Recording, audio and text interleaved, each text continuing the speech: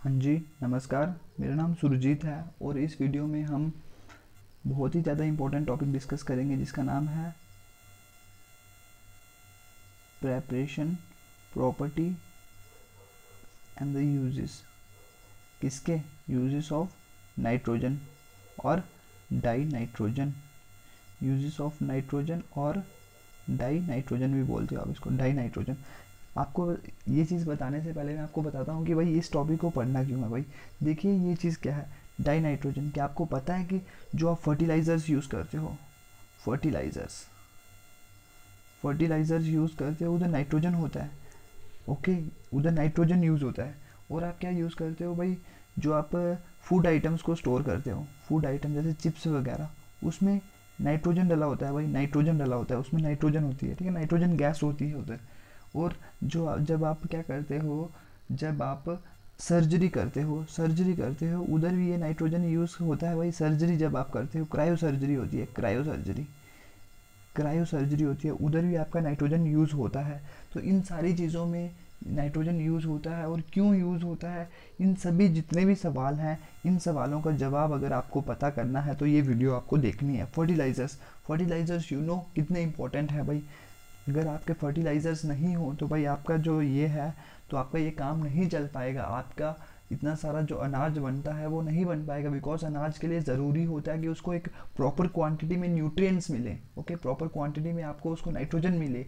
Nitrogen क्यों ज़रूरी होती है भाई? ग्रोथ के लिए, प्लांट की ग्रोथ के लिए। जैसे आप बोलोगे इंसानों में क्या है, इंसानों में अगर प्रोटीन नहीं मिले तो भाई प्रोटीन में क्या होता है, नाइट्रोजन होता है। तो आपको खुद बताइए, आपकी बॉडी बिल्ड हो पाएगी? नहीं हो पाएगी। तो इन सभी सवालों का जवाब हम इस वीडियो में देंगे। ओके, इन जितने भी सवाल हैं उन सभी सवालों का जवाब इस वीडियो में देंगे। भाई फूड आइटम्स में यूज़ होता है तो क्यों होता है, और फर्टिलाइजर्स में यूज़ होता है तो क्यों होता है, क्रायो सर्जरी में यूज़ होता है तो क्यों होता है। और अगर आपको एक इनर्ट एटमॉस्फेयर होता है, इनर्ट एटमॉस्फेयर मतलब जब आयरन और स्टील इंडस्ट्री में ये चीज़ यूज़ होती है as a inert atmosphere. Okay, तो उधर ये चीज़ें यूज़ क्यों होती हैं भाई, इन सभी सवालों का जवाब हम इस वीडियो में देंगे। ओके, तो मेरे को एक चीज़ बताइए, आपको पता लगा कि हम ये सारी चीज़ें जानने की कोशिश करेंगे इस वीडियो में, है ना? भाई कमेंट बॉक्स में रिप्लाई कर दीजिए कि ये वाली चीज़ पता लगी कि हम कौन कौन सी चीज़ें इस वीडियो में सीखने वाले हैं। देखिए इन सभी नाइट्रोजन का देखिए कितना यूज़ है। भाई नाइट्रोजन के बिना तो काम चल ही नहीं पाएगा। आप खुद सोचो, अगर आपकी बॉडी बिल्ड नहीं हो पाए, प्लांट्स की ग्रोथ अगर नहीं हो पाए, तो भाई वो इतना छोटू सा रहेगा। अगर इतना छोटू सा रहेगा तो खुद बताइए भाई क्या क्या होगा, कुछ भी तो नहीं हो पाएगा। तो that is the thing. Okay, तो अभी देखिए, वीडियो स्टार्ट करने से पहले मैं आपको बता देता हूँ कि अभी हमारा सबसे डिफ़िकल्ट जो हमारा पोर्शन होता है इनऑर्गेनिक का, वो स्टार्ट हो चुका है, डिफ़िकल्ट वाला portion. Difficult in the sense why, because इधर हैं भाई बहुत ज़्यादा रिएक्शंस। तो अभी मैं आपको बता देता हूँ कि जो इस वीक और अगले वीक हमने जो चीज़ें करनी है बेटा, ये बहुत ज़्यादा मुश्किल है। मुश्किल तो नहीं है, मतलब अगर आप रिएक्शंस को समझोगे, ये समझने की कोशिश करोगे, मैंने आपको उन रिएक्शंस को तोड़ तोड़ के बताना है, ठीक है ना? तोड़ तोड़ के बताऊंगा। तो आई थिंक ये चीज़ें सारी की सारी चीज़ें आप लोगों को पता लग सकती हैं। बट प्लीज़ आपका एक ही एडवाइस है मेरी आपको कि भाई वीडियोस डेली देखिए। अगर वीडियोस बेटा, अगर आपने इस हफ्ते अगर वीडियोस मिस कर देना तो यार आपको मज़ा नहीं आएगा। तो आपके लिए जो सबसे डिफिकल्ट पोर्शन है ना इनऑर्गेनिक का, तो वो आपने स्किप कर लेना है। तो that's why I am advising you कि आप लोग ये वीडियोस देखिए, बहुत ज़्यादा ज़रूरी है आपके लिए वीडियोस। ओके, तो भाई ये वाली वो बात हो गई। देन देखिए ये वाली चीज़ें हो गई। तो अभी हम सबसे पहले टॉपिक स्टार्ट करते हैं, वही प्रेपरेशन। बनाना कैसे है नाइट्रोजन को, भाई पहले खुद बताओ प्रेपरेशन कैसे करेंगे, प्रेपरेशन ऑफ नाइट्रोजन कैसे करेंगे भाई, प्रेपरेशन कैसे करेंगे नाइट्रोजन की? भाई कमेंट बॉक्स में रिप्लाई कर दीजिए कि नाइट्रोजन की प्रेपरेशन हम कैसे कर सकते हैं। भाई जल्दी से बोल दीजिए, कमेंट बॉक्स में रिप्लाई कर दीजिए कि नाइट्रोजन की प्रेपरेशन आप कहाँ से करोगे। भाई जल्दी से बोल दीजिए, जल्दी से बोल दीजिए भाई, नाइट्रोजन जल्दी से बोल दीजिए भाई। एक तो होती है इसकी कॉमर्शियल प्रेपरेशन, इंडस्ट्रीज़ में जो नाइट्रोजन बनती है, कॉमर्शियल प्रेपरेशन। और सेकंड हो गई इसकी लेबोरेटरी में, जो कि आप जब लैब में काम करते हो तब उधर जो प्रेपरेशन करते हो, लेबोरेटरी प्रेपरेशन। और इसका मतलब क्या होता है? कॉमर्शियल प्रेपरेशन मीन्स इंडस्ट्रीज़ जो लोगों के लिए नाइट्रोजन बनानी है, मतलब बड़ी बड़ी इंडस्ट्रीज़ के लिए नाइट्रोजन जो बनानी पड़ती है बहुत ज़्यादा बल्क क्वांटिटी में, बहुत ज़्यादा लार्ज क्वांटिटी में, बहुत ज़्यादा क्वांटिटी में, तो उसको आप बोलते हो commercial preparation. Laboratory preparation means आपको जब आपकी जो लैब होती है, केमिस्ट्री की लैब होती है, उधर जो आप प्रेपरेशन करते हो बिल्कुल छोटी क्वांटिटी में, छोटू क्वांटिटी में, उसको आप लोग बोलते हो लेबोरेटरी प्रेपरेशन। ओके, तो बताइए मेरे को कमेंट बॉक्स में रिप्लाई कि आप कहाँ से लोगे इतनी ज़्यादा क्वांटिटी में, अगर आपको नाइट्रोजन चाहिए होगी तो आप कहाँ से लोगे भाई, जल्दी से बोल दीजिए। देखिए सिंपल सी बात है, आपका क्या है भाई, आपको पता है air is a mixture of gases. Atmosphere में क्या है भाई, एटमॉस्फेयर में क्या है भाई, गैसेस हैं भाई। इतनी चीज़ तो समझ आती है ना कि भाई एटमॉस्फेयर में क्या है, गैसेस हैं, है ना। और उसमें 78% क्या है, नाइट्रोजन है, ठीक है ना। और 21% क्या है, अप्रॉक्सीमेटली बोल रहा हूँ मैं, 21% ऑक्सीजन है, बाकी कार्बन डाइऑक्साइड है 0.03 वगैरह, फिर नोबल गैसेस हैं, ये सारी की सारी आपके एटमॉस्फेयर की कंपोजिशन है। भाई देखिए आप बोलोगे कि भाई 78% है, 78% आपके एटमॉस्फेयर में नाइट्रोजन है। ओके, 78% आपके एटमॉस्फेयर में क्या है, नाइट्रोजन है, नाइट्रोजन है, ठीक है ना। नाइट्रोजन आपके एटमॉस्फेयर में 78% है। तो भाई आप उधर से ही तो कैप्चर कर लीजिए आराम से, उधर से एयर को कैप्चर करिए और कुछ उधर से ले लीजिए, ऑक्सीजन उधर से, सॉरी नाइट्रोजन आप ले लीजिए और उधर से कैप्चर कर लीजिए, और ऐसा ही हो जाता है, ठीक है ना। ऐसा ही होता है कॉमर्शियल प्रेपरेशन में। बट अभी देखिए आपको भी नाइट्रोजन की ज़रूरत होता है, ठीक है ना, आपको भी नाइट्रोजन गैस की ज़रूरत होती है। आप जो प्लांट्स होते हैं, प्लांट से लेते हो नाइट्रोजन गैस, है ना। नाइट्रोजन आप जैसे वो चीज़ें खाते हो, एनिमल्स के मीट खाते हो, ठीक है ना, उसमें क्या होता है, प्रोटीन होता है, एनिमल्स का मीट खाते हो प्रोटीन होता है।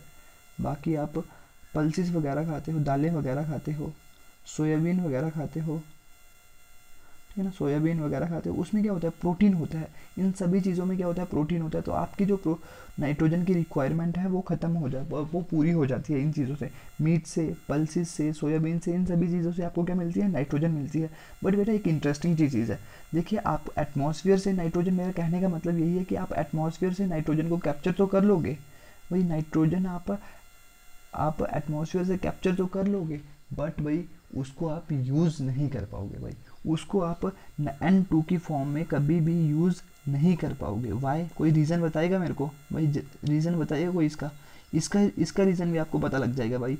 नाइट्रोजन को हम N2 फॉर्म में, देखो आपको ज़रूरत है नाइट्रोजन की, बिकॉज भाई प्रोटीन्स जो आप खाते हो उसमें नाइट्रोजन होता है, और एनिमल्स को भी और प्लांट्स को भी ज़रूरी है। उसको अगर ग्रोथ करनी होगी अपने बॉडी की, प्लांट को, तो उसके लिए नाइट्रोजन बहुत ही भाई कारगर है, बहुत ही ज़्यादा ज़रूरी है। तो भाई ये चीज़ देखिए।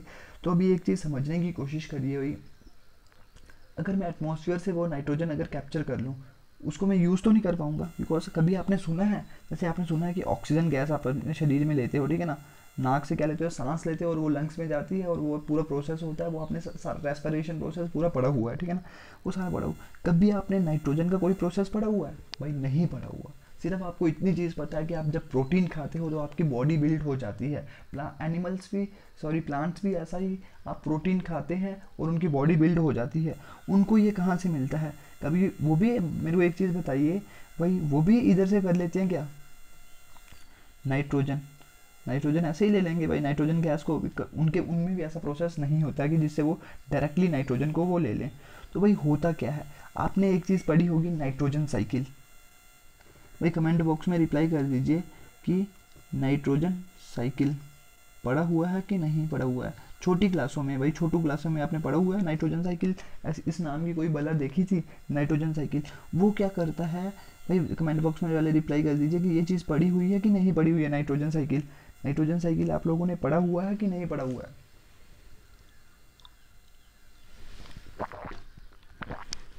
अगर पढ़ा होगा तो बहुत बढ़िया, नहीं पढ़ा होगा तो बेटा पढ़ लीजिएगा उसको भी।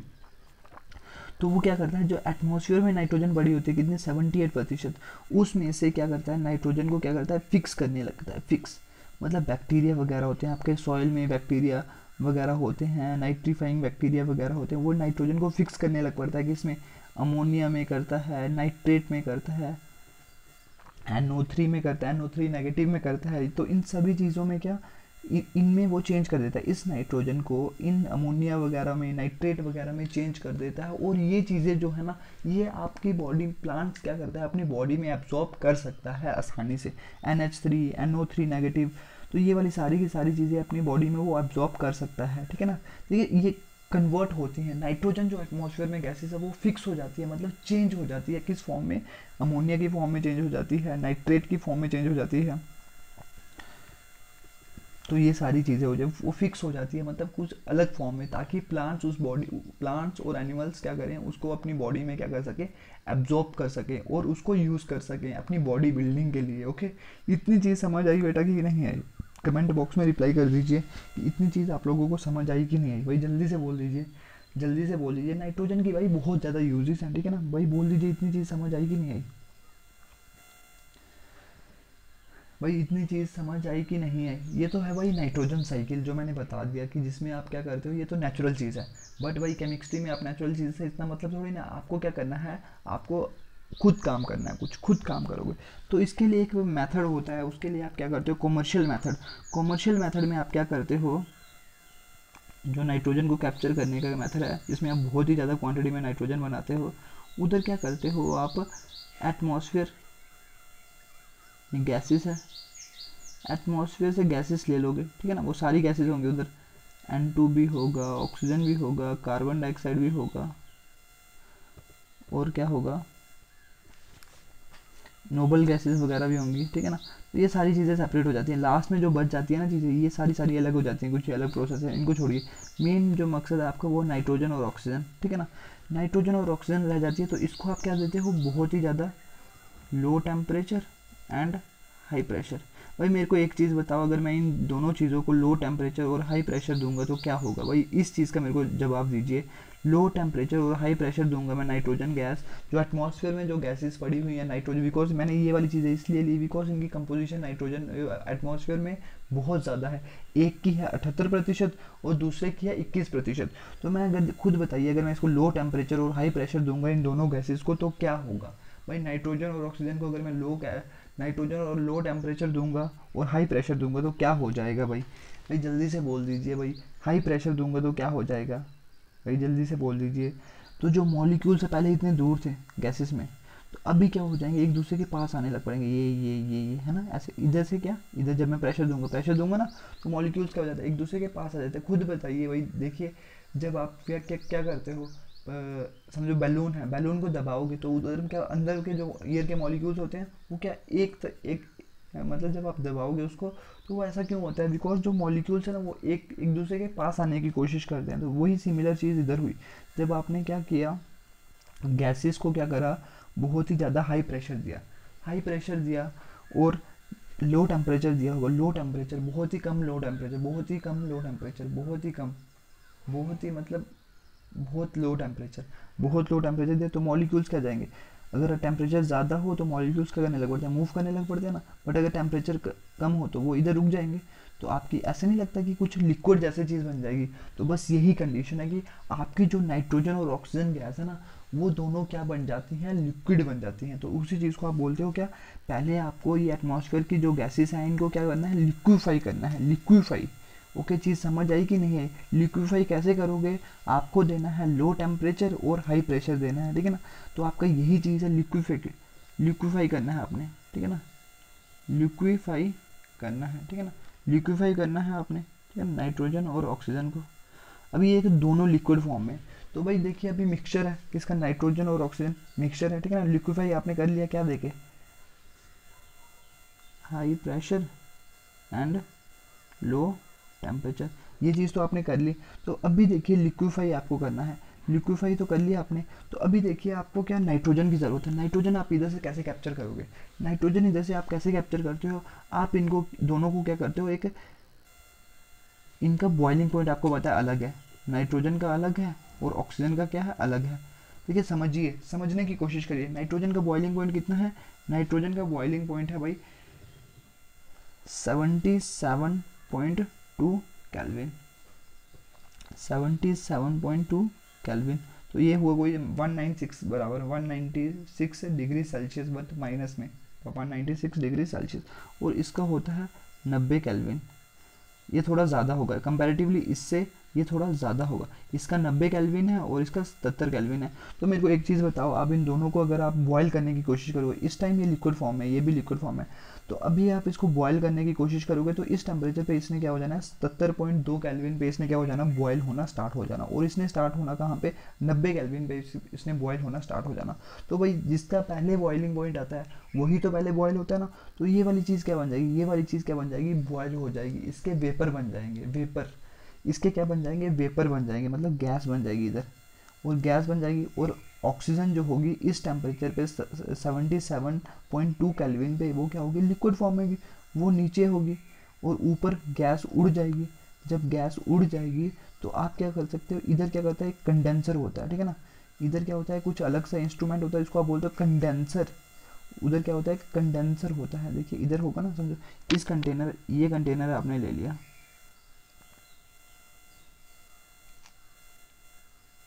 ठीक है ना, ये कंटेनर, इधर आपने ऑक्सीजन और नाइट्रोजन गैस लिया है, इधर से ऑक्सीजन उड़ गई, इधर से गई गई गई गई, तो इधर क्या होता है, आपने ठंडा, थोड़ी ठंडा टेम्परेचर दिया होता है, ठीक है ना, ठंडा होता है मतलब कंडेंस, इधर आपको चीज़ कंडेंस करनी है, गैस इधर ऑक्सीजन गैस बन चुकी है, तो इधर से जा रही है, इधर से जब गई तो इधर क्या बर्फ़ वगैरह रखी होती है, इधर क्या लो टेम्परेचर आपको मिल जाता है, लो टेम्परेचर मिल जाता है, जो जो नाइट्रोजन गैस फॉर्म में कन्वर्ट हो गई होती है वो इधर से लो टेम्परेचर जब उसको मिल जाता है तो वो दोबारा से लिक्विड फॉर्म में इधर क्या हो जाती है, आपकी अलग हो जाती है। तो इधर क्या बन जाता है, लिक्विड नाइट्रोजन, या इसको आप बोलते हैं लिक्विड डाई नाइट्रोजन, बिकॉज ये हमेशा N2 की फॉर्म में एग्जिस्ट करती है।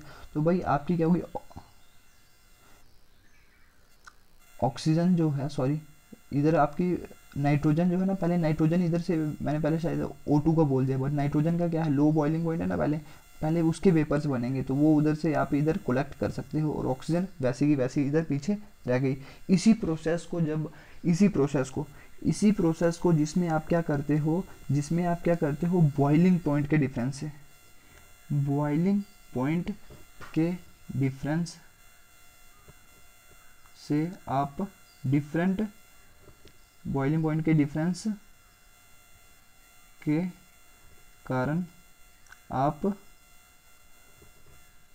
चीज़ों को सेपरेट करते हो, चीज़ों को सेपरेट करते हो, उसे ही आप क्या बोलते हो, उसको आप बोलते हो फ्रैक्शनल डिस्टिलेशन। उसको आप बोलते हो क्या, नाम याद रख लीजिए भाई, बहुत ज़्यादा ज़रूरी नाम है।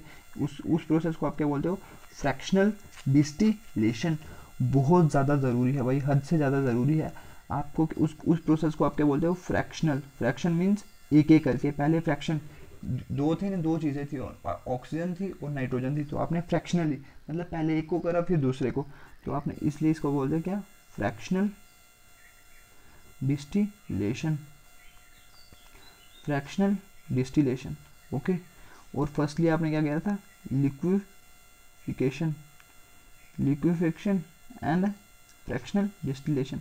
ये दो चीज़ें आप करते हो तो आपकी क्या हो जाती है, नाइट्रोजन गैस आपको मिल जाती है। भाई कमेंट बॉक्स में रिप्लाई कर दीजिए। पहले आपको देखिए, जो एटमॉस्फेयर की गैसेस है उनको क्या करना है, firstly liquefy, you have to liquefy them.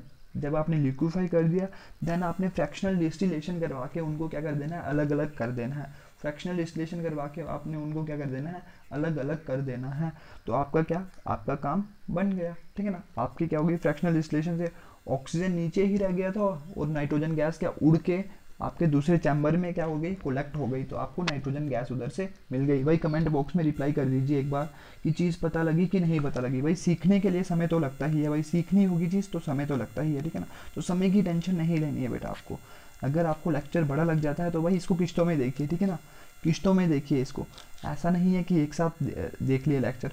अगर बड़ा लग रहा है बट बेटा अगर चीज़ समझनी हो, पहली बार चीज़ समझनी हो तो बेटा समय तो लगेगा भाई, टेंशन मत लीजिए समय की। मैंने पहले बता दिया, समय की टेंशन मत लीजिए, समय को वरी मत करिए। अगर एक बार नहीं देखी जाती तो मैंने बोल दिया है भाई, किस्तों में देखिए।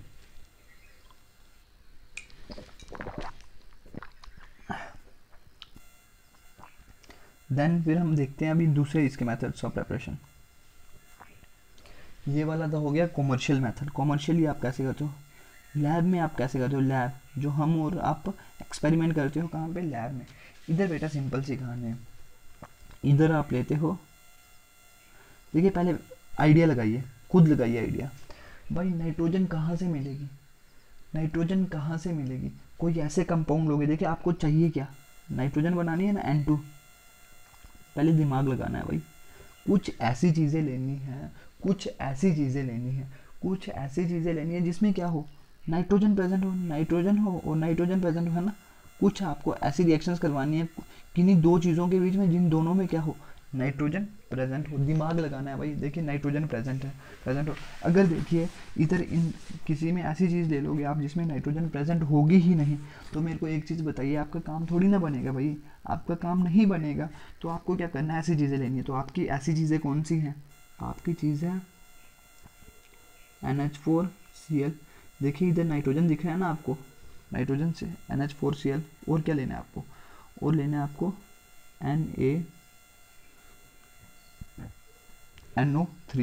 NaNO3। अभी बताता हूँ इसको क्या बोलते हैं और आपका क्या बन जाएगा। पहले इसको क्या बोलते हैं, NH4Cl। NH4 को बोलते हो अमोनियम, याद रखना है इसको आज के बाद। NH4 को क्या बोलते हैं, अमोनियम, अमोनियम AMMONIUM, अमोनियम, और Cl लगा हुआ है, अमोनियम क्लोराइड। ओके, इसको क्या बोलते हैं आप, अमोनियम क्लोराइड। और इसको क्या बोलते हो, NaNO2, इसको आप बोलते हो सोडियम। Na को तो सोडियम बोलते हो। भाई मेरे को एक चीज़ बताइए, NaNO2 नेगेटिव है, इसका नाम क्या है भाई, जल्दी से बोल दीजिए, कमेंट बॉक्स में रिप्लाई करिए, इस चीज़ का नाम क्या है, इस चीज़ का नाम क्या है, NO2-1, NO2-1,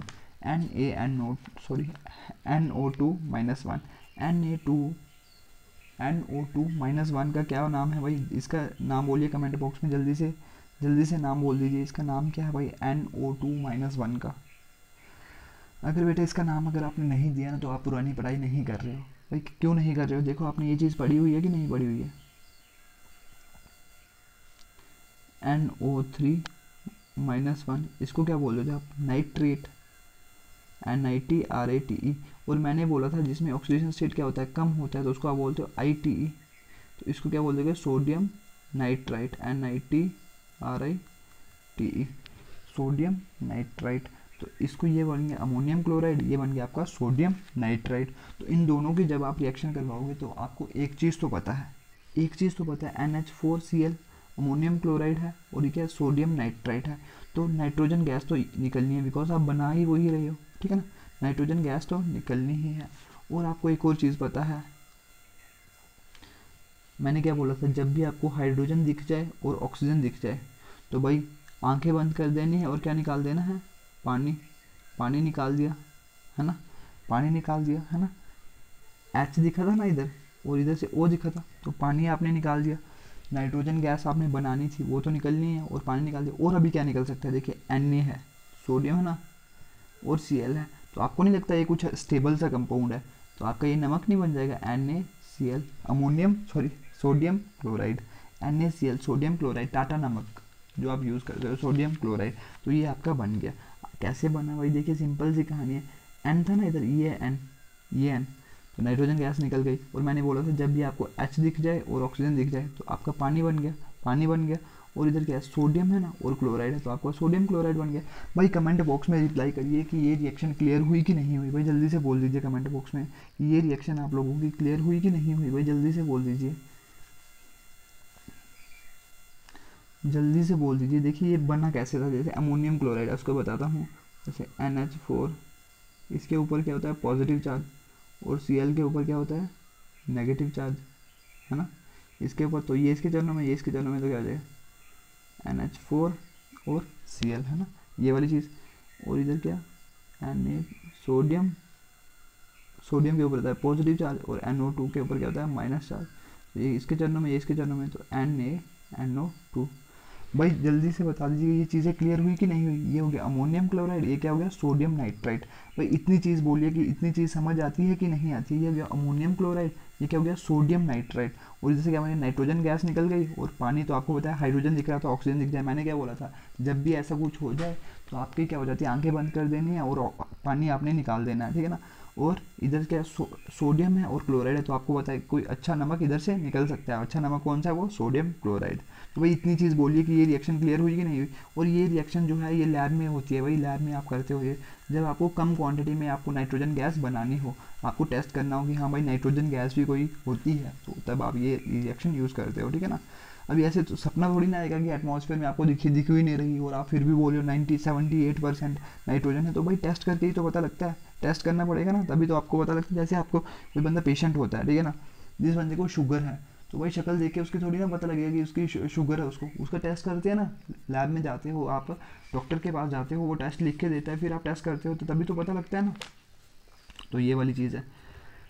तो अभी देखिए ये वाली जब रिएक्शन हुई ना, कौन सी वाली रिएक्शन, जैसे NH4Cl और NaNO, देखिए कितनी आसान रिएक्शन। देखिए इधर से क्या बने, नाइट्रोजन गैस बन गई और आपकी पानी बन गया और NaCl बन गई, ये चीज़ बन गई। तो इसके साथ ना इम्प्यूरिटीज़ होती हैं, वो किसकी इम्प्यूरिटीज़ होती हैं, देखिए N है ना, और नाइट्रिक ऑक्साइड NO की इम्प्यूरिटीज़ होती हैं, और क्या होती हैं, एक HNO3, ये होता है नाइट्रिक एसिड, इसकी इम्प्यूरिटीज़ होती है, HNO3 की इम्प्यूरिटीज़ होती है। तो इनको रिमूव करने के लिए ना, इनको अलग करने के लिए, देखिए जब आप कोई चीज़ बना रहे हो तो इम्प्यूरिटीज़ भी तो बनती हैं, ठीक है ना। जैसे कोई इम्प्यूरिटीज़ होंगी, गंध होगा, जो गंध होगा वो किस फॉर्म में होगा, नाइट्रिक ऑक्साइड, बिकॉज आपको ज़रूरत है सिर्फ नाइट्रोजन गैस की। ये नमक अलग बैठ जाएगा, नीचे बैठ जाएगा, पानी आपका ये भी अलग बैठ सकता है, ठीक है ना। नाइट्रोजन गैस आपको मिल गई और इसके साथ ये गंध बनता है, ठीक है, नाइट्रिक ऑक्साइड का और नाइट्रिक एसिड का। तो इसको रिमूव करने के लिए आप क्या करते हो, आप एक सॉल्यूशन डालते हो, किसका, एक्वस सॉल्यूशन। कौन सा, एक्वस, एक्वस का मतलब होता है पानी वाला सॉल्यूशन डालते हैं। एक्वस सॉल्यूशन मतलब पानी में आपने घोल दिया है क्या, आपने K2Cr2O7, ये चीज़ का नाम याद कर लीजिए भाई, इसका नाम होता है पोटेशियम डाइक्रोमेट। ये भी आपको बाद में पता लगेगा, इसका नाम होता है पोटेशियम डाइक्रोमेट। पोटेशियम डाइक्रोमेट इसका नाम होता है, पोटेशियम डाइक्रोमेट। और किसका, H2SO4 का सॉल्यूशन। एक्वा सॉल्यूशन किसका, K2Cr2O7 और H2SO4 का, K2Cr2O7 का सॉल्यूशन और H2SO4 का सॉल्यूशन, ये डालते हो आप, तब ये वाला गंध जो है नाइट्रिक ऑक्साइड का और नाइट्रिक एसिड का, तो ये वाला क्या होता है, बाहर निकल जाता है। भाई इतनी चीज़ क्लियर हुई कि नहीं हुई, भाई जल्दी से बोल दीजिए, जल्दी से बोल दीजिए। ये लैब में जब आप काम करते हो तो उसमें ये चीज़ें भी बनती है, तो इनको आपको निकालना थोड़ा ज़रूरी हो जाता है। ओके, इतनी चीज़ अगर आप लोगों को क्लियर हो गई तो हम आगे मूव करते हैं। देखिए ये वाली रिएक्शन बहुत ज़्यादा ज़रूरी है। देखिए पहले मैं दो मेथड बता दिए मैंने, एक तो मैंने कॉमर्शियल मेथड बता दिया और एक तो मैंने बता दिया लेबोरेटरी वाला मेथड। लेबोरेटरी में हम क्या करते हो, अमोनियम क्लोराइड और सोडियम नाइट्राइट, ये वाली चीज़ें यूज़ करते हो तो आपका काम बन जाता है। तो और भी जो इसके तरीके हैं बनाने के, देखिए मैंने बोला था रिएक्शन वाला क्वेश्चन है, इसका डिफिकल्ट है, थोड़ा टाइम समय तो लगेगा, ठीक है ना। और भी तरीके हैं इसको। अभी देखिए नाइट्रोजन गैस बनानी है आपको, तो वही खुद बताइए इधर आपको क्या चाहिए, आपको नाइट्रोजन कंटेनिंग कंपाउंड चाहिए ना, तो इधर आप एक और चीज़ ले लेते हो, क्या, अमोनियम डाइक्रोमेट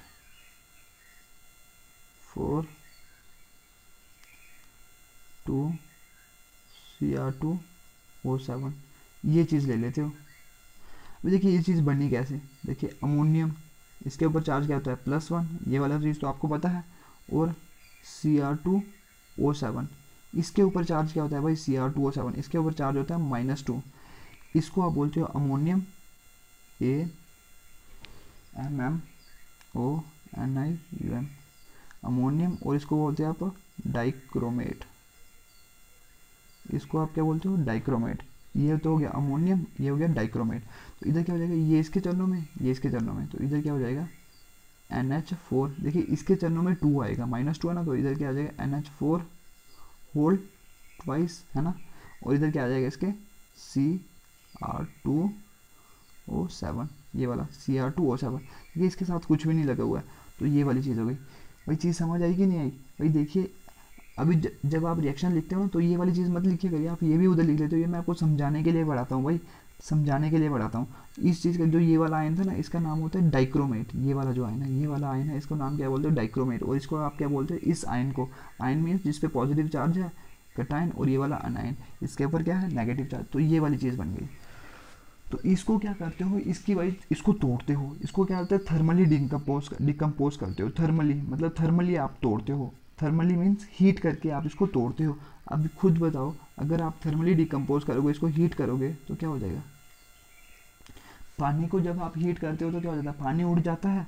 भाई इसमें भी जो हाइड्रोजन दिख रहा है, ऑक्सीजन दिख रहा है, तो आप हीट कर रहे हो तो आपको नहीं लगता कि पानी उड़ जाएगा, वही लगता है कि नहीं लगता है, वही पानी उड़ गया, पानी उड़ गया।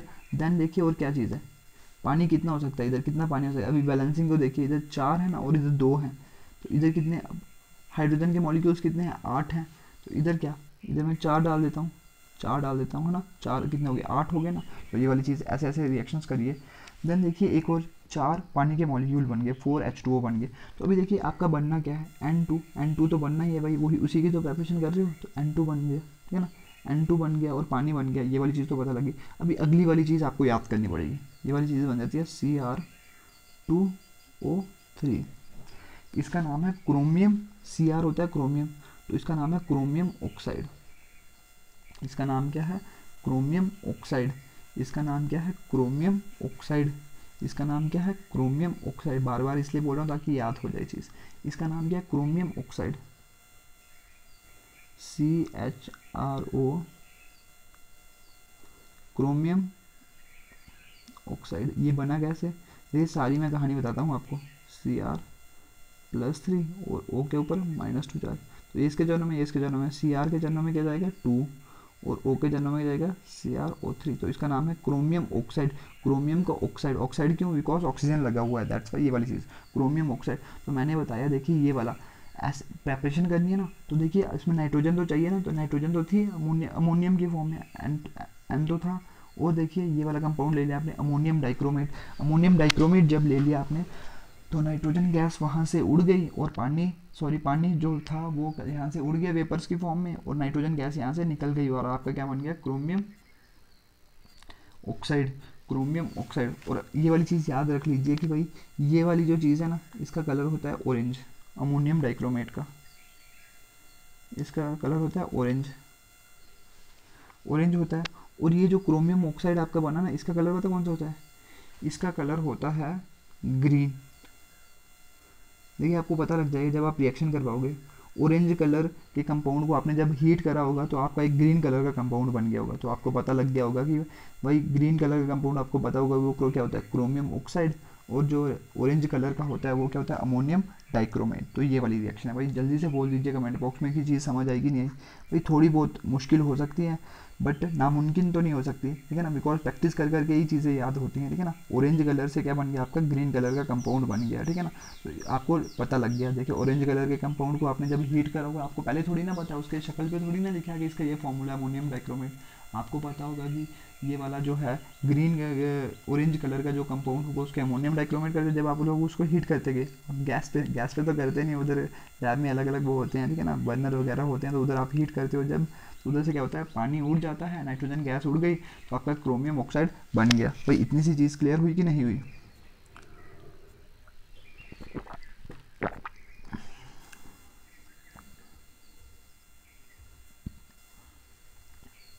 अगर इतनी सी चीज़ अगर आप लोगों को क्लियर हो गई तो हम आगे मूव करते हैं।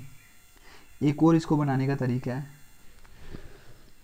देखिए मैंने क्या बोला, एक और बनाने का तरीका है, वो कौन सा, वो देखिए अभी देखिए इधर क्या हो सकता है, इधर हो सकता है, मैंने क्या बोला, नाइट्रोजन बनानी है ना आपको, नाइट्रोजन गैस, तो भाई नाइट्रोजन कंटेनिंग कंपाउंड तो चाहिए। एक और हमने लिया BaN3 2, आपने बोलना भाई ये क्या लिख दिया भाई डरना नहीं है भाई, मैं बोल रहा हूँ तोड़ के बताता हूँ आपको, ठीक है ना, ऐसे मैंने लिख दिया होता तो आपको डर लग जाता। NaN3, तो इस कंपाउंड को भी क्या करना है आपने, हीट करना है, इस कंपाउंड को भी आपने क्या करना है, हीट करना है।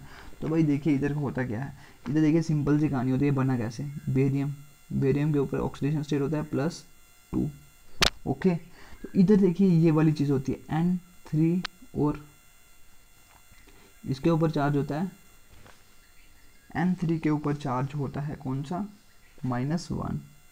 अभी देखिए इधर ये वाली बहुत ज़्यादा हद से ज़्यादा इंपॉर्टेंट चीज़ है, इस चीज़ को आप जब N3 के ऊपर -1 चार्ज होता है उसको आप बोलते हो अजाइड। और ये क्या होता है, एक्सप्लोजिव होता है। जिस कंपाउंड में भी अगर आपको N3 नेगेटिव दिख जाए ना, तो वो आपने समझ लेना है वो क्या है, अजाइड है, और वो बहुत ही ज़्यादा एक्सप्लोजिव होता है, वो धमाके का रूप ले लेता है, ठीक है ना, धमाका हो जाता है उधर से। एक्सप्लोजिव होता है। तो भाई देखिए N3 नेगेटिव है तो ये क्या एक्सप्लोजिव है, और Ba तो देखिए कंपाउंड कैसे बनेगा, Ba N3 इधर क्या आ जाएगा, -1 आ जाएगा ना, तो इधर 1 आ जाएगा, ठीक है ना, और N3 के चरणों में क्या आ जाएगा, 2 आ जाएगा, तो ये वाला 2 मैंने लिख दिया। भाई चीज़ बोलिए कि चीज़ क्लियर हुई कि नहीं हुई, ये बन गया, इसको आप बोलते हो barium azide, BARIUM, barium azide, barium azide बना।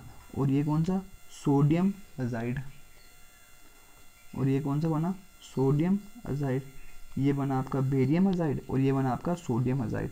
तो आप क्या कर रहे हो, इसको डिकम्पोज कर रहे हो, हीट कर रहे हो। भाई देखिए अभी देखिए हीट कर रहे हो, तो इधर हाइड्रोजन तो है नहीं, पानी तो है नहीं, सॉरी हाइड्रोजन तो है नहीं, ऑक्सीजन भी तो नहीं है, पानी तो निकल नहीं पाएगा इधर से। इधर से क्या बनेगा आपका बेरियम, एक तो नाइट्रोजन गैस, उसकी प्रिपरेशन करिए ना, तो नाइट्रोजन गैस बन गई, इधर भी क्या बन गई, नाइट्रोजन गैस बन गई, और पीछे बचा क्या, पीछे बचा आपका सोडियम, और इधर क्या बना आपका बेरियम। ये इस फॉर्म में आपको मिल जाएगा, सोडियम मिल गया और बेरियम आपका मिल गया, तो इस फॉर्म में ये आपको मिल गई चीज़। बेरियम अजाइड और सोडियम अजाइड से भी आपने इसकी प्रिपरेशन कर ली। नाइट्रोजन गैस क्या होगी, गैस होगी ना, तो वो निकल जाएगी, इधर से गैस निकल गई, तो बचा क्या, बेरियम बचा था ना, तो मैंने बेरियम लिख दिया। इधर क्या बचा, सोडियम बचा, तो मैंने सोडियम लिख दिया। भाई इतनी चीज़ बोलिए कि इतनी चीज़ क्लियर हुई कि नहीं हुई, भाई जल्दी से बोल दीजिए कमेंट बॉक्स में, इतनी चीज़ आप लोगों को क्लियर हुई कि नहीं हुई, भाई जल्दी से बोल दीजिए, इतनी चीज़ क्लियर हुई कि नहीं हुई, भाई जल्दी से बोल दीजिए। अभी देखिए हमने 4 मेथड्स ऑफ प्रिपरेशन करे, समय इसलिए लगा बिकॉज भाई फर्स्ट टाइम चीज़ है, तो सीखने के लिए समय तो लगेगा, और मैंने बोला रिएक्शंस आपके लिए बहुत सारी हो जानी। अभी देखिए अभी तक हमारी 3 रिएक्शंस हुई हैं। फर्स्टली तो हमने वो थर्मल लिखा हुआ, मतलब लिक्विफिकेशन और फ्रैक्शनल डिस्टिलेशन से आपने उसके नाइट्रोजन को कैप्चर कर लिया, कॉमर्शियल मेथड था। जो लेबोरेटरी मेथड में आपने क्या अमोनियम क्लोराइड लिया और सोडियम नाइट्राइड लिया, और देन आप लोगों ने देखा कि अमोनियम डाइक्रोमेट और बेरियम अजाइड से आपने वो प्रेपरेशन उसकी कर ली। तो भाई अभी देखिए इसकी प्रॉपर्टीज़ देखते हैं, फिजिकली प्रॉपर्टीज़, फिजिकली ये कैसे देखते हैं, अगर आपको इसका पहचान करनी हो, जैसे आप हो, आपको कोई कैसे जानता है, आपकी शक्ल देख के जानता है ना, जब आप जाते हो बाज़ार में तो आपका फ्रेंड जो है वो कैसे पहचानता है, आपकी शक्ल देख के। तो भाई इसकी भी नाइट्रोजन की शक्ल कैसे होती है, कोई शक्ल आपको देखे, एटमॉस्फेयर में देख रहे हो, कुछ दिख रहा है, लग रहा है कि इधर नाइट्रोजन गैस है, तो भाई ये क्या होगी, कलरलेस, कलरलेस, कोई कलर नहीं है, कोई टेस्ट नहीं है, कोई अडोर नहीं है, कोई खुशबू नहीं है, कोई बदबू नहीं है, कुछ भी नहीं है भाई, ठीक है ना। कलरलेस, ओडोरलेस, टेस्ट करोगे तो टेस्ट नहीं आएगा, अडोरलेस, टेस्टलेस, ये तो सिंपल सी बात है।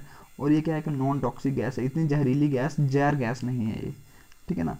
ये क्या है कि जहर गैस नहीं है, it is a colourless, odourless, tasteless and non toxic gas. भाई नोट करते चलिए भाई, ठीक है ना, नोट करते चलिए, ओके। तो ये वाली चीज़ समझ लीजिए कि भाई ये क्या है, कलरलेस है, ओडोरलेस है, टेस्टलेस है, और टॉक्सिक नहीं है, जहरीली गैस नहीं है, तो ये वाली चीज़ समझ लीजिए।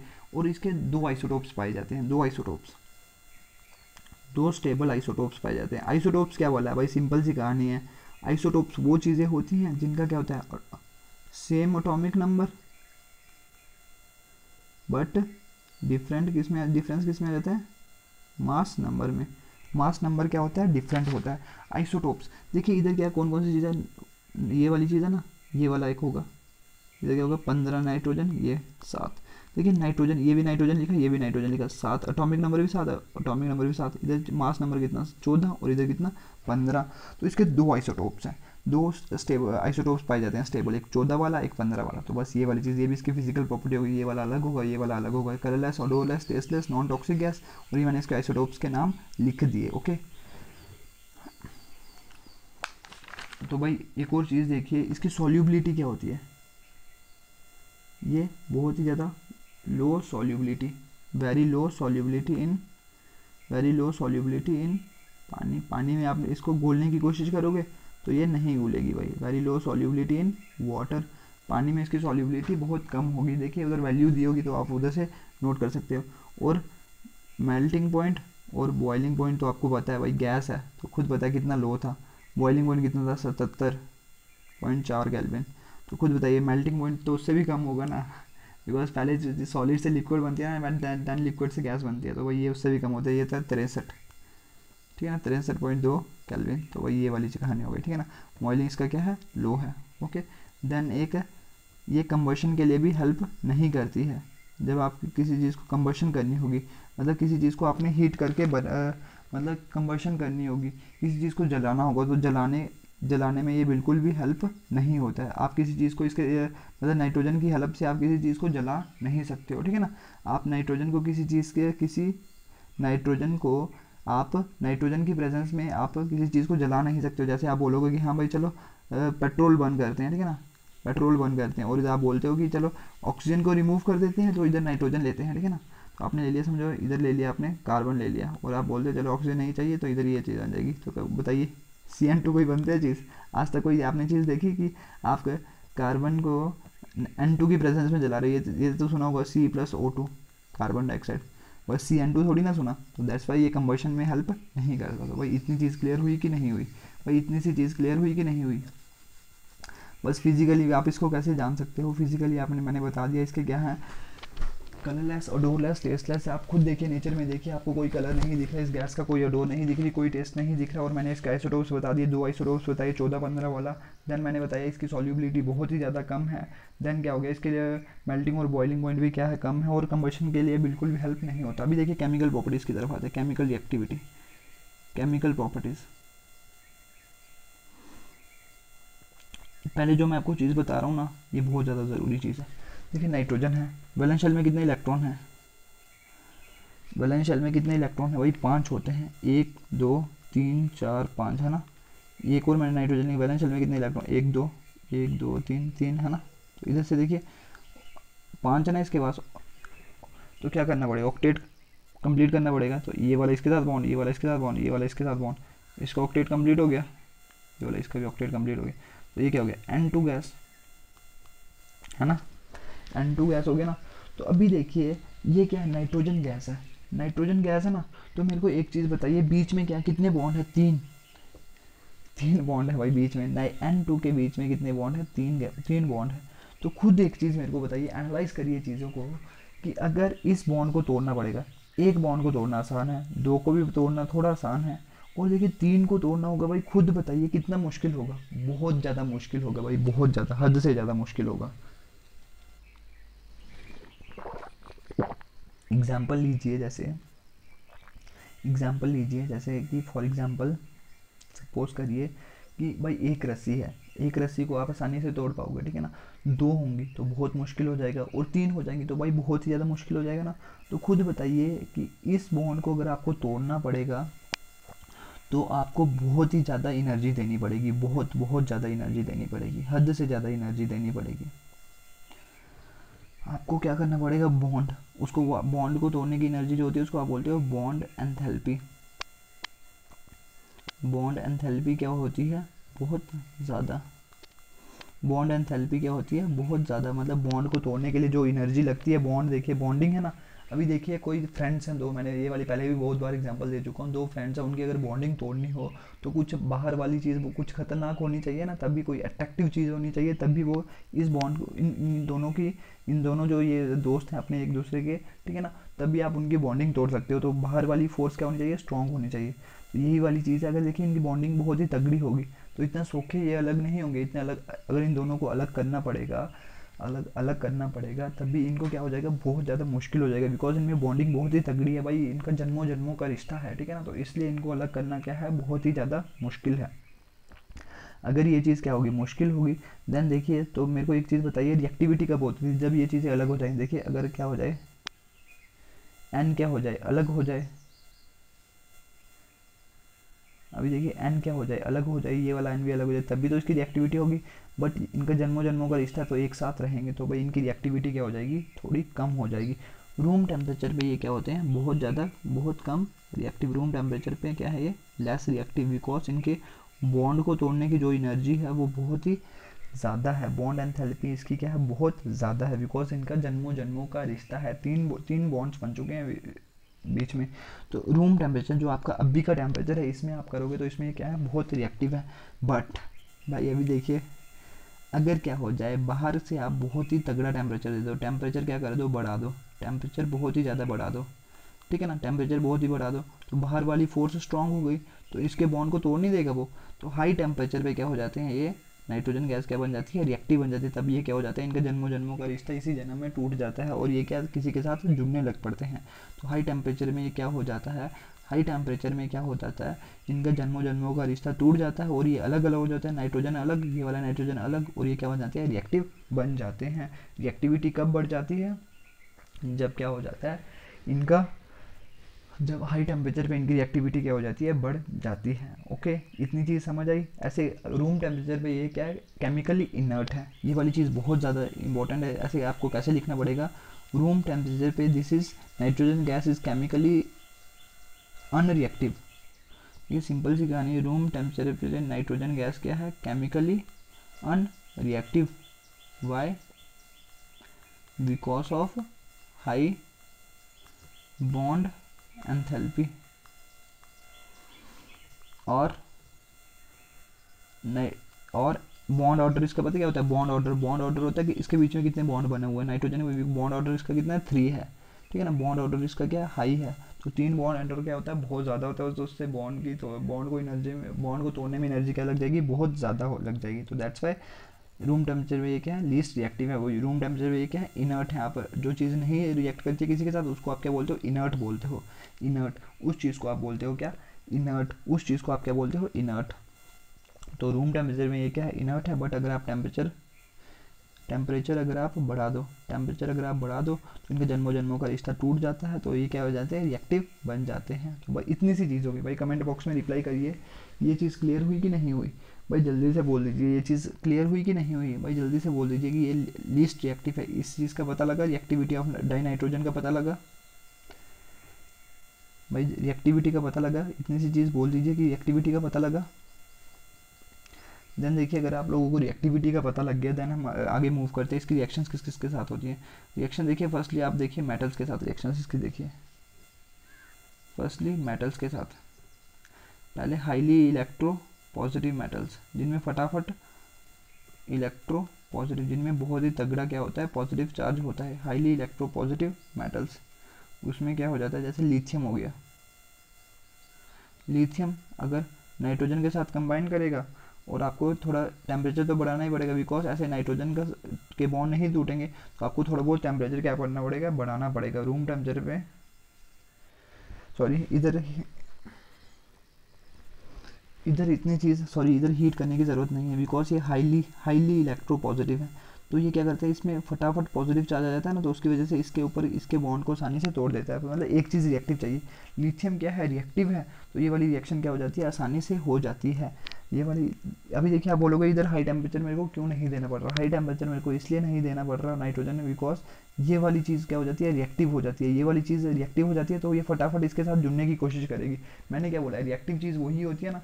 लिथियम क्या, हाईली रिएक्टिव है, तो जो चीज़ जो उसके आगे पीछे पड़ी होगी चीज़, तो उससे वो जुड़ने की कोशिश करेगी।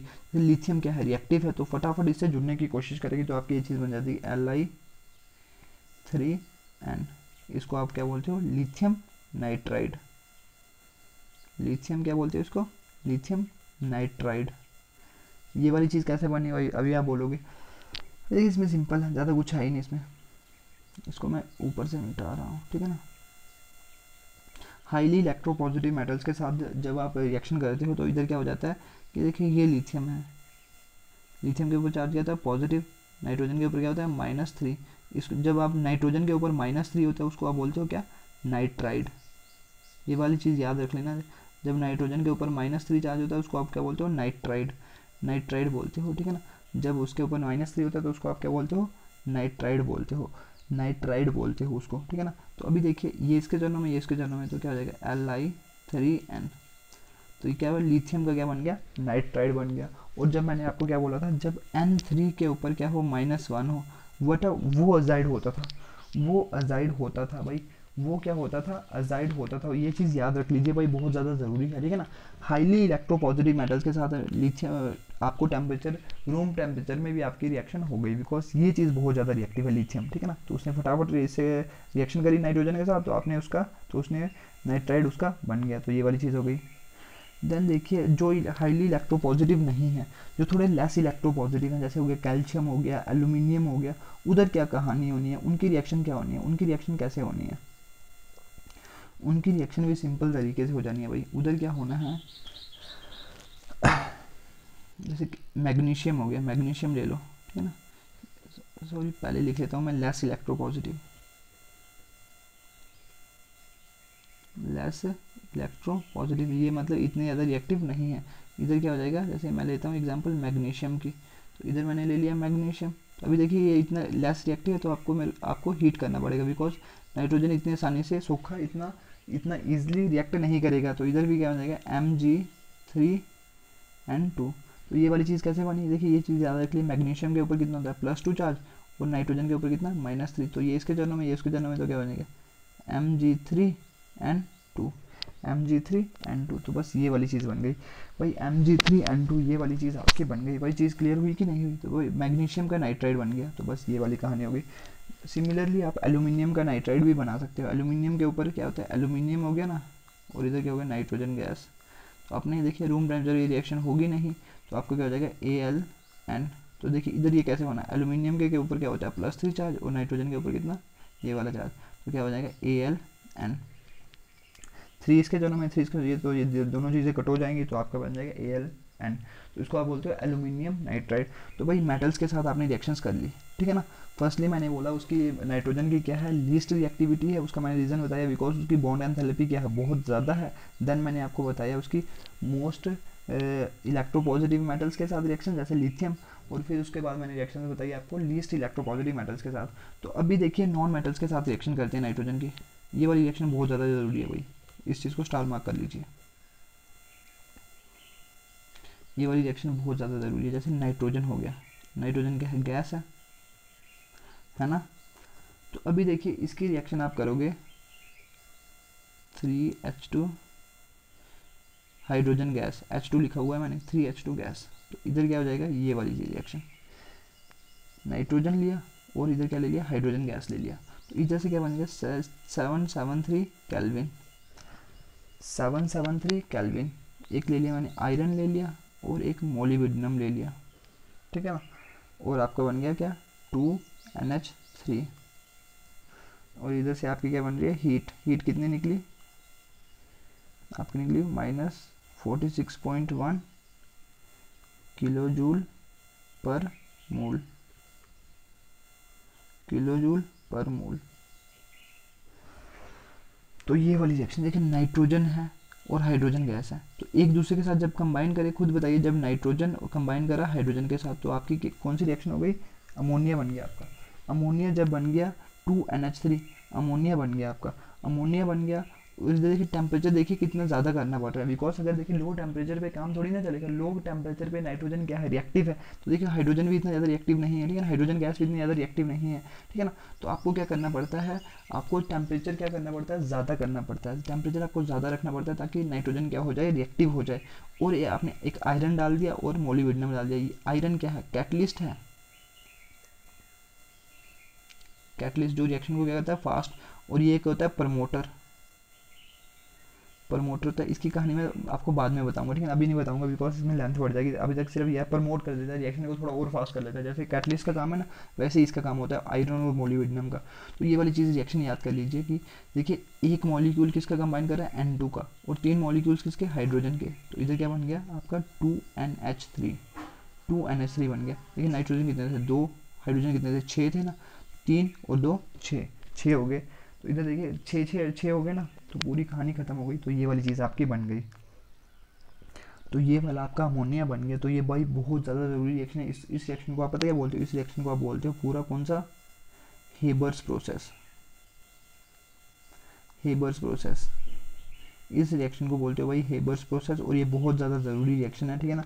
और इसकी पूरी डिटेलिंग पूरी हमने करनी है, जब हमने अमोनिया वाला सवाल करना है ना, तो इसकी पूरी डिटेलिंग करनी है, तभी इसलिए अभी तक मैं इतना ही रख रहा हूँ, ठीक है ना, इतनी सी चीज़ याद रखनी है हमने, ठीक है ना। तो इधर क्या होता है, ये बहुत ज़्यादा ज़रूरी रिएक्शन है भाई, ये हमेशा 5 नंबर का सवाल पूछा जाता है, बट रिएक्शन नहीं पूछेंगे, इसकी और भी डिटेलिंग करनी है हमने, बहुत कुछ पढ़ना है इसका, तो तब आपको ये चीज़ पता लगेगी, ठीक है ना। नाइट्रोजन गैस होती है, हाइड्रोजन गैस के साथ कंबाइन करेगी, देखिए अमोनिया बनाना है। अमोनिया क्या होता है, NH3 होता है ना। तो खुद बताइए क्या क्या चाहिए होगा, NH3 है, तो एक तो नाइट्रोजन चाहिए होगा, एक तो हाइड्रोजन चाहिए होगा, तो वही ले लिया, एक नाइट्रोजन चाहिए होगा, एक हाइड्रोजन चाहिए होगा, तो बस वो 2 चीज़ें ले ली, तो आपका अमोनिया बन गया। तो बाकी कंडीशंस रख ली। ये रिवर्सिबल रिएक्शन होती है, दोनों बीच में एरो डालना, जो वो रिवर्सिबल डालना, एक उधर की तरफ एक पीछे की तरफ, तो ये वाली चीज़। तो इतनी सी चीज़ बेटा याद हो गई कि नहीं हुई, वही जल्दी से बोल दीजिए कमेंट बॉक्स में, इतनी सी चीज़ याद हुई कि नहीं हुई। भाई इतनी सी चीज़ बोल दीजिए कि याद हुई कि नहीं हुई। भाई जल्दी से कमेंट बॉक्स में रिप्लाई कर दीजिए कि याद हुई कि नहीं हुई। इतनी सी चीज़ बोल दीजिए कि याद हुई कि नहीं हुई। अभी देखिए नाइट्रोजन गैस, अभी देखिए ये नाइट्रोजन गैस जो है ना, तो ये ऑक्सीजन के साथ भी कंबाइन कर देती है। नाइट्रोजन भी क्या है, गैस है, ये भी कंबाइन कर सकते हैं और आपकी चीज़ बन जाती है क्या, 2NO।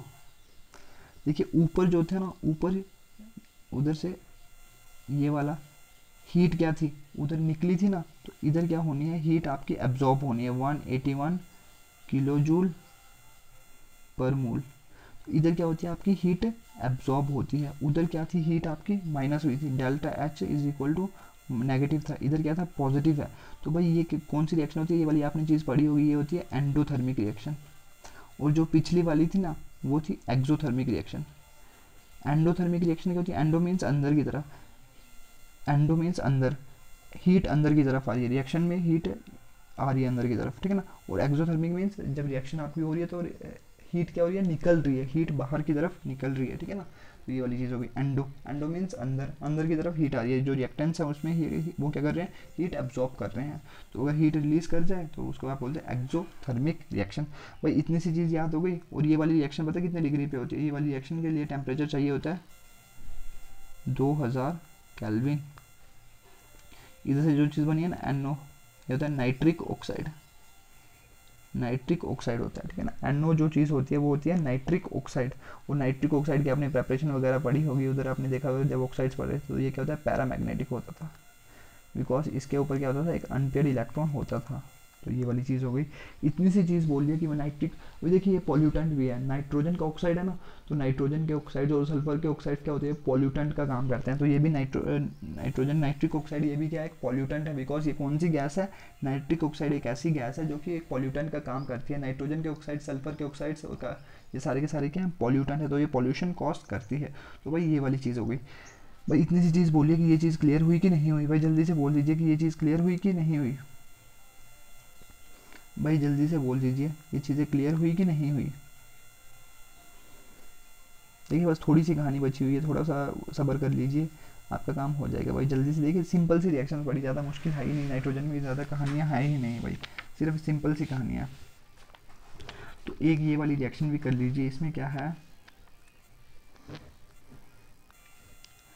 एक होता है कैल्शियम कार्बाइड, कैल्शियम कार्बाइड के साथ भी रिएक्शन करता है ये, ClClCl। कैल्शियम कार्बाइड क्या होता है, कैल्शियम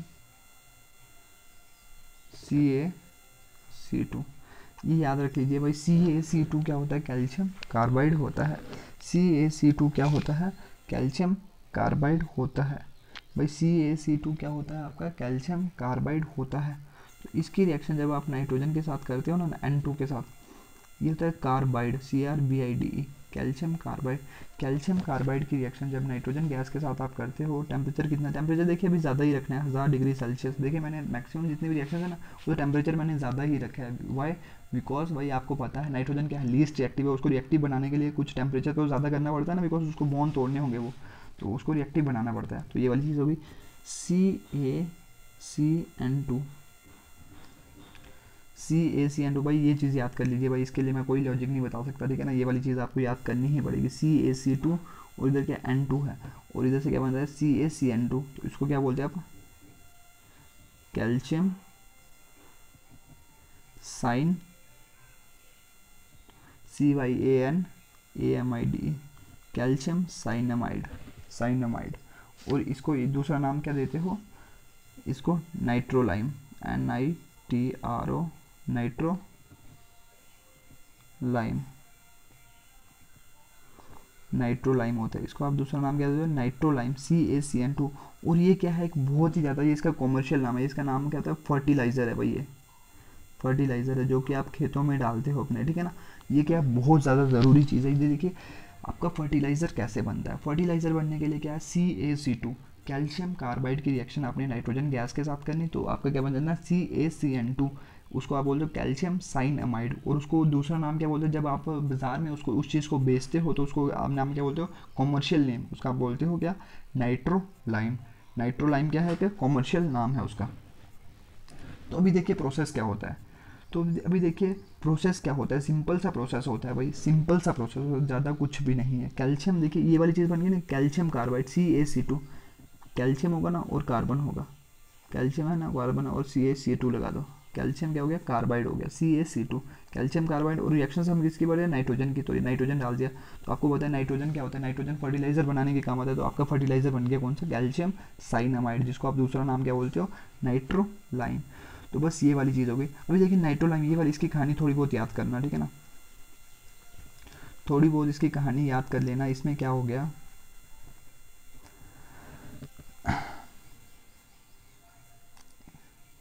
इसमें थोड़ी सी कहानी आप लोगों को क्या याद करनी है। देखिए जब क्या होता है, जब आपका CaCN2 किसके साथ है, पानी के साथ कंबाइन करके। देखिए आपको पता है खेतों में आपको पानी तो हो सकता है ना, जब आप उधर पानी डालते हो तो CaCN2 ये क्या फर्टिलाइज़र है, और जब इसको पानी मिल जाएगा तो क्या बन जाएगा, ये किस फॉर्म में कन्वर्ट हो जाएगा, CaC2, Ca कार्बन है ना, CaC और O इधर से मिल जाएगा, कैल्शियम कार्बोनेट बन जाएगा, ठीक है ना। कैल्शियम कार्बोनेट अगर इधर से बन गया देन और क्या बनेगा, देखिए इधर क्या है, नाइट्रोजन है ना, नाइट्रोजन है, और इधर क्या है, हाइड्रोजन है, तो इधर से क्या बन जाएगा, NH3 गैस, ये क्या हो जाएगी, निकल जाएगी। अमोनिया गैस क्या हो जाएगी, निकल जाएगी। अमोनिया गैस क्या हो जाएगी, निकल जाएगी। अमोनिया गैस क्या हो जाएगी, निकल जाएगी। आपका क्या बनेगा, CaCO3 कैल्शियम कार्बोनेट, और इधर से क्या निकल गई आपकी, अमोनिया गैस। अमोनिया गैस जो आपकी निकल गई, तो भाई देखिए पहले N2 था, N2 से आपको क्या मिल गया, NH3 मिल गया, ठीक है ना। पहले आपने फर्टिलाइज़र बनाया, फर्टिलाइज़र जब आपने खेतों में डाला तो उधर आप तो पानी तो डालते ही अपने खेतों में, खेतों में जब आपने पानी डाला तो आपका क्या बन गया, कैल्शियम कार्बोनेट और NH3 आपका बन गया, अमोनिया बन गया। अमोनिया जब आपका बन गया तो भाई आपको एक चीज़ देखिए, आपको एक चीज़ तो पता है, एक बैक्टीरिया होता है खेतों में, ठीक है ना, बैक्टीरिया, उसको आप बोलते हो नाइट्रीफाइंग बैक्टीरिया, नाइट्रीफाइंग बैक्टीरिया। वो क्या करता है, वो अमोनिया को किस फॉर्म में कन्वर्ट कर देता है, वो अमोनिया को कन्वर्ट कर देता है किस में, NO3 negative nitrate, NO3 minus nitrate की फॉर्म में कन्वर्ट करता है। अमोनिया को नाइट्रेट की फॉर्म में कन्वर्ट कर सकता है, और ये चीज़ जो है ना नाइट्रेट, इसको प्लांट्स अच्छे से अपनी बॉडी में एब्जॉर्ब कर सकते हैं, और अपने प्रोटीन की जो डिमांड है ना उसको पूरा कर सकते हैं। भाई एक चीज़ बोलिए कि नाइट्रोजन क्या होता है, नाइट्रोजन देखिए पहले देखिए मैंने क्या बोला था, नाइट्रोजन डायरेक्टली प्लांट्स की बॉडी में एब्जॉर्ब नहीं होता है, ऐसा नहीं, कोई प्रोसेस नहीं है, रेस्पिरेशन इधर ऐसा नहीं होती कि नाइट्रोजन गैस अपने एटमॉस्फेयर से लेनी पड़ती है, आपको फिक्स करनी पड़ती है। फिक्स कैसे हुई, देखिए आपने क्या किया, आप बोलोगे कि ऐसे थोड़ी ना प्लांट्स को मिल जाएगा, प्लांट्स को आपने क्या बनाया, फर्टिलाइज़र बनाया। फर्टिलाइज़र क्या बना, फर्टिलाइज़र से आपका क्या बन गया, उसको जब पानी में मिला तो आपका अमोनिया निकल गया, और अमोनिया को किस में कन्वर्ट कर दिया, नाइट्रेट में। अमोनिया को नाइट्रेट में जब कन्वर्ट कर लिया तो ये चीज़ प्लांट्स ने अपनी बॉडी में एब्जॉर्ब कर ली, नाइट्रेट प्लांट्स ने अपनी बॉडी में क्या कर लिया, अपनी बॉडी में नाइट्रेट एब्जॉर्ब कर लिया, और जो इसके नाइट्रोजन की जो डिमांड थी ना वो उसने फुलफ़िल कर ली नाइट्रेट को अपनी बॉडी में लेके। नाइट्रेट को अपनी बॉडी में लेके उसने अपनी नाइट्रेट की डिमांड को क्या कर दिया, फुलफ़िल कर दिया। तो आपका काम क्या हो गया, ख़त्म, ठीक है ना। आपको बॉडी में मिल गया नाइट्रोजन, और आपने क्या कर दिया, वो ग्रो कर रहा है प्लांट, उसकी अपनी ग्रोथ हो रही है और अलग अलग चीज़ें हो रही हैं, ठीक है ना। उसने प्रोटीन की डिमांड क्या हो गई, उसकी ख़त्म हो गई। ऐसे ही हम प्लांट्स वगैरह को खाते हैं, जैसे सोयाबीन वगैरह हो गया, ठीक है ना, पल्सेस वगैरह होते हैं, उसमें क्या होता है, प्रोटीन होता है। तो आप जो चीज़ खाते हो तो आपको प्रोटीन आसानी से मिल सकता है, तो ये वाली चीज़ हो गई, ठीक है ना। और मीट वगैरह खाते हो तो उधर भी क्या होता है, प्रोटीन होता है, बट उधर क्या, ये वाली चीज़ हो गई, ठीक है ना। इतनी चीज़ आई थिंक आप लोगों को क्लियर हो गई। भाई कमेंट बॉक्स में रिप्लाई कर दीजिए कि इतनी चीज़ क्लियर हुई कि नहीं हुई। भाई इतनी चीज़ क्लियर हुई कि नहीं हुई, भाई जल्दी से इतनी चीज़ बताइए कि क्लियर हुई कि नहीं हुई, इतनी चीज़ क्लियर हुई कि नहीं। अगर अभी भी क्लियर नहीं हुई तो बेटा आप लोगों को मैं क्या ही बोलूँ, ठीक है ना। तो आपको क्लियर होनी चाहिए ये चीज़, अगर नहीं हुई तो बहुत ज़्यादा मुश्किल है आपका, ठीक है ना। पढ़ाई में मैंने बोला ये सबसे डिफिकल्ट पोर्शन है, पहले ही बोल दिया था, बिकॉज इधर रिएक्शंस आ गई हैं, रिएक्शन से बंदे डरते हैं, तो ये वाली चीज़ हो गई। बट मैंने आपको रिएक्शंस का लॉजिक बता दिया। तो भाई अभी देखिए यूजेस कर लेते हैं। अभी देखिए एक और रिएक्शन है, जैसे एल्यूमिनियम की Al2O3, उसकी भी आपने नाइट्रोजन से रिएक्शन करवाई है और कार्बन होगा, इधर भी आपका वही बन जाना है, क्या, एल्यूमिनियम का नाइट्राइड बन जाना है, AlN, एल्यूमिनियम का नाइट्राइड, और ये कार्बन है और इधर ऑक्सीजन है, तो इधर से क्या बन जाएगा, कार्बन मोनोऑक्साइड बन जाता है, ठीक है ना। और क्या बन जाएगा, Al N, ये तो नाइट्रेट तो बन चुका था, बचा क्या था, कार्बन बचा था और ऑक्सीजन बचा था, इधर से क्या कार्बन मोनोऑक्साइड बनता है। और AlN को जब आप पानी में डालते हो तो इधर से क्या बन जाता है, AlOH3, एल्यूमिनियम का हाइड्रोक्साइड AlOH3, और क्या बन जाता है आपका nitrogen, sorry NH3, ammonia gas निकल जाती है। तो इधर भी सिमिलर प्रोसेस हो सकता है, ठीक है ना। अमोनिया जब निकल गया आपका तो क्या हो गया, अभी देखिए अमोनिया जो आपका निकल गया और उधर से क्या हो गया, नाइट्रीफाइंग बैक्टीरिया होगा, उसने कन्वर्ट कर देना अमोनिया को नाइट्रेट में, और प्लांट्स की बॉडी में ये चीज़ एब्जॉर्ब हो सकती है। तो वही ये चीज़ हो गई, सिंपल सी चीज़ है। और देखिए ये वाला NH3 अमोनिया का पॉल्यूशन, जैसे जब भी नाइट्रोजन कंटेनिंग कंपाउंड के पॉल्यूशन की बात आती है ना, तो उधर अमोनिया और नाइट्रोजन के ऑक्साइड्स ये सबसे फर्स्ट नंबर पे आ जाते हैं, ठीक है ना, फर्स्ट नंबर पे आ जाते हैं। तो जब भी जिस भी रिएक्शन में अगर NH3 निकल रहा होगा और NO निकल रहा होगा तो उधर उसने आपने समझ लेना वो क्या पॉल्यूशन, वो रिएक्शन हमारे लिए इतनी कारगर नहीं है, ठीक है ना, बिकॉज उधर ये वाली चीज़ें निकली हैं और ये पॉल्यूटेंट होती हैं, पॉल्यूटेंट हमारे एटमॉस्फेयर में ये पॉल्यूशन कॉज करती हैं और सॉइल पॉल्यूशन भी कॉज करती है, ये वाली चीज़ हो गई, ठीक है ना। तो ये वाले पॉल्यूशन उधर होते हैं, वही ये चीज़ समझ लीजिए, ठीक है ना। तो जब भी आपने समझना है कि इतना भी वो नहीं है, ठीक है ना, तो हर एक चीज़ की लिमिटेशंस होती हैं। तो इसकी लिमिटेशन ये है कि पॉल्यूशन कॉज होता है, ठीक है ना, आपके प्लांट्स की ग्रोथ तो हो रही है बट पॉल्यूशन भी कॉज हो रहा है। देन देखिए यूजेस देख लीजिए, यूजेस तो आपने अभी देखा एक, जो क्या फर्टिलाइज़र बनाया इसने, फर्टिलाइज़र बनाया, ठीक है ना। जैसे कौन सा कैल्शियम साइनामाइड और उसको क्या बोलते हो नाइट्रो लाइम, फर्टिलाइज़र बनाया। तो फर्टिलाइजर्स का आपको पता है एग्रीकल्चर में कितना यूज़ है, बहुत ज़्यादा यूज़ है, ठीक है ना। देन देखिए सेकंड आपने जो चीज़ बनाई वो क्या हो गया, इधर देखिए आपने अमोनिया को किस में कन्वर्ट करा था, नाइट्रेट में, NO3 नेगेटिव में, है ना, नाइट्रीफाइंग बैक्टीरिया। बट ऐसा डायरेक्टली अगर आप NH3 से अगर नाइट्रेट बना लीजिए लैब में, उस चीज़ को आप बोलते हो एक प्रोसेस होता है उसका, उधर से बन जाता है ये वाली चीज़ बन जाती है, ये वाला एसिड होता है HNO3, ये तो क्या ना नाइट्रेट, ये होता है acid NO3 HNO3, nitric acid बोलते हैं उसको, नाइट्रिक एसिड। तो इस प्रोसेस को जो बनाते हो ना, ये वाला एक इंडस्ट्री में एक प्रोसेस होता है, उसको आप बोलते हो बर्कलैंड आईडी प्रोसेस, बर्कलैंड आईडी प्रोसेस, जिसमें आप क्या बनते हो, अमोनिया से नाइट्रेट बनाते हो। तो ये वाली चीज़ हो गई, अलग से प्रोसेस है। अभी देखिए इधर हमने अमोनिया से नाइट्रेट बनाया, बैक्टीरिया ने बनाया था ये, बट ये वाला अमोनिया से नाइट्रेट आप जब लैब में बनाते हो तो उसको आप बर्कलैंड आईडी प्रोसेस, तो ये वाली चीज़ हो गई। देन और क्या यूजेस है इसके, मैंने आपको बताया था कि ये क्या है, नाइट्रोजन गैस आपको बताया रूम टेम्परेचर में क्या है, इनर्ट है, ये किसी के साथ भी रिएक्ट नहीं करती, ठीक है ना, सिर्फ लिथियम के साथ करी थी। रूम टेम्परेचर पे क्या है, ये लेस रिएक्टिव है, बिकॉज उनके बीच में ट्रिपल बॉन्ड है तो उसको तोड़ना क्या हो जाएगा, मुश्किल हो जाएगा।